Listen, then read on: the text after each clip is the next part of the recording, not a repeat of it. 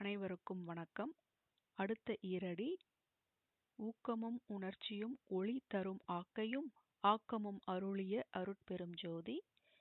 இதில் ஊக்கம் என்றால் விடாமுயற்சி, உணர்ச்சி என்பது ஒரு மனநிலை, மனரீதியான அனுபவம். ராமலிங்க அடிகளார் 12 ஆண்டுகள் தவ வாழ்க்கையை மேற்கொண்டு ஒளி தரும் ஆக்கையும், ஆக்கை என்றால் உடல், ஒளி உடம்பை பெற்றார்.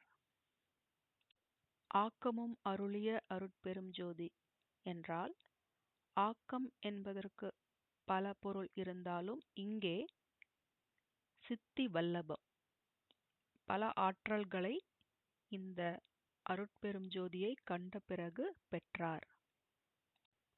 அடுத்த ஈரடி எல்லையில் பிறப்பெனும் இருங்கடல் கடத்தி என் அல்லலை நீக்கிய அருட்பெரும் ஜோதி.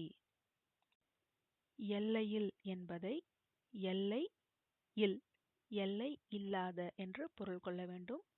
எது எல்லை இல்லை? பிறப்பு என்னும் இருங்கடல். பொதுவா கடல்னா ஒரு கரை இருக்கும், ஒரு எல்லை இருக்கும்.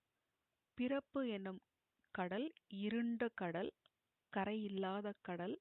அந்த கடலிலிருந்து கடத்தி மீட்டெடுத்த, என் அல்லலை நீக்கிய, பிறவி என்ற துன்பத்தை நீக்கிய அருட்பெரும் ஜோதி. இதை ஓதலாம். ஊக்கமும் உணர்ச்சியும் ஒளி தரும் ஆக்கையும் ஆக்கமும் அருளிய அருட்பெரும் ஜோதி.